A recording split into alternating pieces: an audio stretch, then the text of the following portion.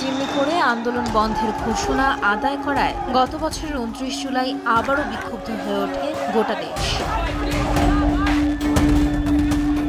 এদিন রাজধানী সহ দেশের বেশ কিছু স্থানে বিক্ষোভ মিছিল বের করে শিক্ষার্থীরা। এতে যোগ দেন শিক্ষকরাও। এ সময় আইনশৃঙ্খলা বাহিনী ও ছাত্রলীগের তরফ থেকে আবারও বাধা দেওয়া হয়। পুলিশের সাউন্ড গ্রেনেড ও টিয়ার শেলের মুখে ব্যাপক সংঘর্ষ হয়।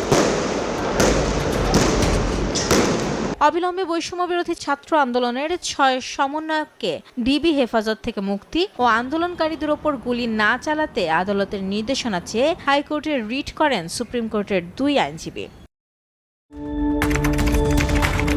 শুনানিতে ৬ সমন্বয়ককে ডিবি কার্যালয়ে তুলে নিয়ে গিয়ে খাওয়ানোর ছবি প্রকাশ করাকে জাতির সঙ্গে মশকরা বলে মন্তব্য করেন হাইকোর্ট। ২৯ জুলাই কোটা সংস্কার আন্দোলনে রংপুরের আবু সাঈদের বুকে গুলি ছোড়ার ঘটনায় পুলিশের সাধারণ মানুষকে দোষারোপ করা এবং নিহতের সংখ্যা নিয়ে বিভ্রান্তিকর তথ্য রয়েছে দাবি করে এ সকল ঘটনার সঠিক কারণ উদ্ঘাটন, সুষ্ঠু তদন্ত ও বিচার করতে আইনজীবী ও বিশ্ববিদ্যালয়ের শিক্ষকরা মিলে গঠন করে জাতীয় গণতদন্ত কমিশন। এদিন দেশজুড়ে চলমান সহিংসতায় জামাত শিবিরের সংশ্লিষ্টতা রয়েছে এমন অভিযোগে ১৪ দলের বৈঠকে জামাত শিবির নিষিদ্ধের সিদ্ধান্ত নেওয়া হয়।